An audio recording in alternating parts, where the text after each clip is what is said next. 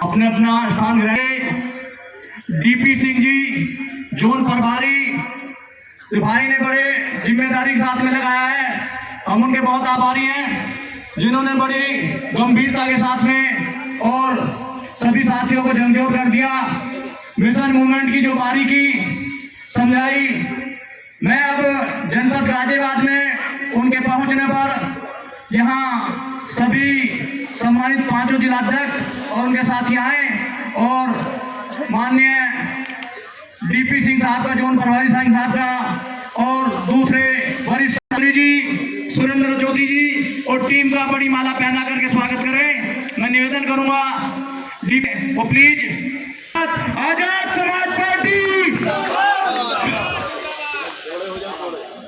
आजाद Samaj Party, Azad Samaj Party, Bhim army, Chandrashekhar भाई संघर्ष करो, हम तुम्हारे साथ हैं, चंद्रशेखर भाई संघर्ष करो, हम तुम्हारे साथ हैं।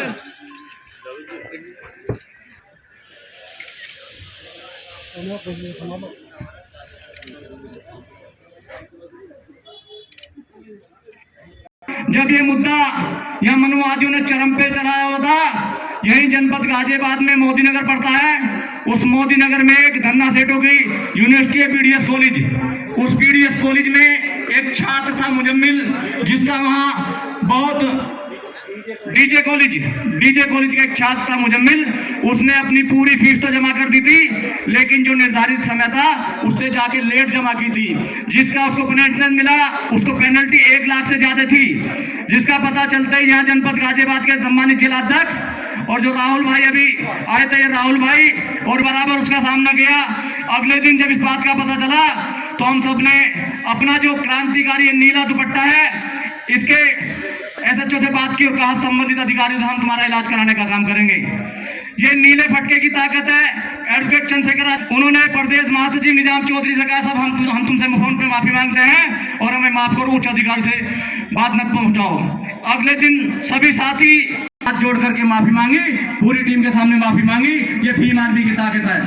अब मैं यहाँ उपस्थित, क्योंकि वक्ता बहुत है, प्रभारी जी समापन करना ही ठीक रहेगा, क्योंकि हमारे साथी बहुत थक गए हैं।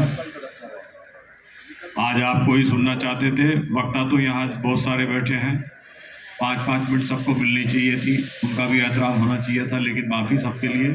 आज हमारे जोन प्रभारी पहली बार ज़िले में आए हैं, तो हमें अच्छा लगा, हमने पूरा टाइम आपको ही दिया। और आइंदा भविष्य में कभी भी मंडल की मीटिंग होगी तो मंडल की मीटिंग के लिए एक उचित स्थान रखा जाएगा। आज हम मीटिंग तो कर रहे थे, लेकिन ऐसा लग रहा था कि हमारे सामने वाले दूसरे छोर पर बैठे हैं और हम इस छोर पर बैठे हैं, और बीच में एक हाईवे है जिसमें गाड़ियां बड़ी तेज़ी के साथ जा रही हैं और आ रही हैं। तो ये जो व्यवस्था है, ये यहाँ के जिलाध्यक्ष को देखनी चाहिए थी। बहरहाल आगे से आइंदा ऐसा ना हो, मीटिंग के बीच में गाड़ियों का आना जाना ये बिल्कुल भी कतई बर्दाश्त के काबिल नहीं था। और आगे जब भी मीटिंग होगी मंडल की, तो हम आपको आश्वस्त करना चाहते हैं कि उस जिले के जिलाध्यक्ष बेहतर तरीके से उस समीक्षा मीटिंग में उपस्थित होगी। अभी देखिए, अनुशासन एक बहुत अच्छी चीज़ है, और नहीं तो वो घर भी नहीं चलेगा, संगठन और पार्टी तो बहुत दूर की बात है। हमारे अंदर अनुशासन आना बहुत ज़रूरी है। बहुजन समाज पार्टी आज एक विधायक पर है, लेकिन आज भी मैं देखता हूँ कि उस पार्टी में अनुशासन है। हमारे लोगों में इस चीज़ की बहुत कमी है। मैं खुद लेट हो गया, हमारे बागपत के जिलाध्यक्ष तो बेचारे अभी आए हैं, शायद इन्हें मीटिंग का टाइम शाम का पता होगा 8 बजे का। तो ये चीज़ें हमें अपने अंदर डालनी होंगी, बगैर अनुशासन के हम कामयाब नहीं हो सकते। भाई चंद्रशेखर आज़ाद जैसे कहते हैं ना कि एक अकेला चना फाड़ नहीं फोड़ सकता, तो भाई चंद्रशेखर आज़ाद को आप पूरे देश में देख रहे हो संघर्ष करते हुए, लड़ते हुए, लेकिन यदि आप और हम मिल कर के काम नहीं करेंगे और उनके बाजू नहीं बनेंगे तो कैसे आज़ाद समाज पार्टी आगे बढ़ेगी। कैसे हम 2027 को फेस कर पाएंगे, कैसे हम कह पाएंगे कि भाई चंद्रशेखर आज़ाद अगले सीएम होंगे। यदि हम ऐसे ही काम करते रहे तो मुझे नहीं लगता कि हम 2027 में कामयाब होंगे। आज बहुत बड़ी बड़ी पार्टियां और बहुत बड़े बड़े नेता आपको नोटिस कर रहे हैं।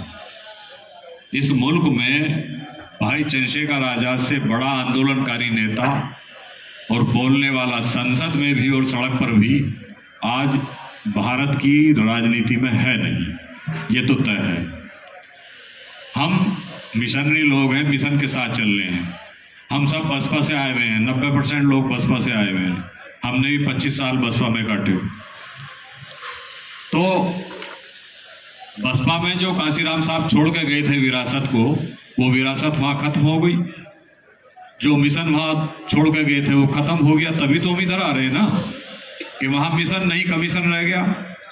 उन्होंने कहा था जिसकी जितनी संख्या भारी उसकी उतनी हिस्सेदारी, काशीराम साहब ने। लेकिन वहाँ अब हो गया कि जिसकी जितनी थैली भारी उसकी उतनी हिस्सेदारी। उनके कैसे कैसे क्रांतिकारी नारे थे, बहुजन हिताय बहुजन सुखाय। वहाँ बदल दिया सर्वजन हिताय सर्वजन सुखाय। जो बहुजन की बात करेगा वही देश पे राज करेगा। अब वहाँ कर दिया कि हाथी नहीं गणेश है, ब्रह्मा विष्णु महेश है। तो वो सब चीज जो काशीराम साहब ने बड़े संघर्षों से, बड़ी मेहनत से और भूखे रह कर, सूखी रोटियां खाकर उस मिशन को अपने खून पसीने से सींचा था, वो नेस्तनाबूद हो गया, तबाह हो गया। और हम जैसे निराशावादी लोगों को कोई प्लेटफॉर्म नहीं मिल रहा था। हम निराश थे, हताश थे। तब ऐसे में काशीराम साहब के रूप में हमें चंद्रशेखर भाई दिखे, हमें भीम आर्मी दिखी। देश का सबसे बड़ा संगठन बन गई। वो इसीलिए बन गई कि हम सही रास्ते पे जा रहे हैं और बहुजन समाज पार्टी आज सूखा हुआ पेड़ है, वो गलत रास्ते पे जा रहे हैं। वो आज भी ब्राह्मणवाद की बात करती है। यूजीसी का मसला आया, यूजीसी के खिलाफ था। भाई चंद्रशेखर का स्टेटमेंट यूजीसी के समर्थन में था। आज दलितों पर, मुसलमानों पर अत्याचार होता है तो बहन जी कोई स्टेटमेंट नहीं देती, नहीं बोलती है। लेकिन ब्राह्मण पे यदि कोई आँच आ जाए तो बहन जी का सबसे पहले ट्वीट आता है। आता नहीं आता है। तो मुझे नहीं लगता जितना वो तवज्जो ब्राह्मणों को दे रही हैं, ब्राह्मणों को उन्होंने 2022 में भी तवज्जो दी। कोई ब्राह्मण उनको वोट देने नहीं आया। और 2027 में भी ये सोशल इंजीनियरिंग का फार्मूला उनका विफल होगा। और 2027 में भाई चंद्रशेखर आज़ाद और आज़ाद समाज पार्टी सत्ता का केंद्र बिंदु होंगे। ये आप तय कर लें, ये आप मान लें कि 2027 में आज़ाद समाज पार्टी और भाई चंद्रशेखर आज़ाद सत्ता का केंद्र बिंदु होंगे। या तो सत्ता आपके हाथ में होगी या सत्ता आपके बगैर इस प्रदेश में किसी की बनेगी नहीं। तो बहुत सारी पार्टियां, बहुत सारे नेता आज आज़ाद समाज पार्टी में शामिल हो रहे हैं, धीरे धीरे आ रहे हैं। बड़े बड़े लोग आ रहे हैं। ये ऐसे नहीं आ रहे, ये एक बदलाव देख के आ रहे हैं। और खास करके पश्चिमी उत्तर प्रदेश में, जहां यादव नहीं है, जहां मुसलमान और दलित भरा पड़ा है, एक कॉम्बिनेशन है। और ये यहाँ पश्चिम से जो हवा उठती है वही पूरब में जाती है। हमारी पहली रैली मुजफ्फरनगर में हुई। मुजफ्फरनगर के बाद देखिए उससे बड़ी रैली आगरा में हुई। तो ये बदलाव चल रहा है। आगरा के बाद उससे बढ़िया रैली और उससे बड़ी ताकतवर रैली आपकी कन्नौज में हुई। तो ये धीरे धीरे जो है ये बदलाव आ रहा है। और 2027 में बहुत तेजी के साथ ये बदलाव आएगा। मैं कहने को तो बहुत कुछ था, मैं अब केवल आपसे इतना ही कहूँगा कि हर जिले के जिलाध्यक्ष अपनी कमेटी, अपनी जिला कमेटी पूरी करें और शिद्दत के साथ भाई चंद्रशेखर आज़ाद बनकर काम करें। तभी आज़ाद समाज पार्टी और मान्यवर काशीराम साहब के हम सपनों को पूरा कर पाएंगे। जय भीम, जय भारत, खुदा हाफिज। अपना एक क्रांतिकारी खून देकर दूसरों की जान बचा सकते हैं। ताकि वो लोग भी जिनकी नसों में खून पहुंचेगा आजाद समाज पार्टी भीम आर्मी कार्यों को बढ़ाएं। मैं स्वयं भी हाथ निमट करके ब्लड डोनेट करूंगा। सभी साथियों से निवेदन है, खाना खा लें और ब्लड डोनेट करें। आजाद Samaj Party, Azad Samaj Party, Bhim Army, Bhim Army, advocate Chandrashekhar Azad जिंदाबाद, जिंदाबाद।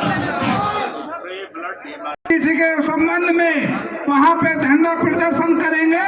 सभी मेरा पदाधिकारियों से हाथ जोड़ के निवेदन और गुजारिश है कि ज्यादा से ज्यादा संख्या में दिल्ली जंतर मंतर पर पहुंचने का काम करें और अपनी नीति इस तरीके से बनाने का काम करें कि ये देश और प्रदेश की सरकार आपको रोकने का काम करेगी। हम अपने राष्ट्रीय जगह के सम्मान में पहुंचने का काम करेंगे। मैं ये बात बताना आपको भूल गया था, जितने साथी पंडाल में खड़े हैं जरा सुन लें गौर से, खास करके नोएडा और गाजियाबाद, नोएडा और गाजियाबाद के जिलाध्यक्ष हैं यहाँ। आदमी कम से कम दिल्ली जनता मंतर पर चाहिए परसों, नोएडा और गाजियाबाद से। ये जिम्मेदारी नोएडा और गाजियाबाद के जिलाध्यक्ष की। सुशील भाई नोएडा से देख रहे ज्यादा आने, लेकिन मैं ये तभी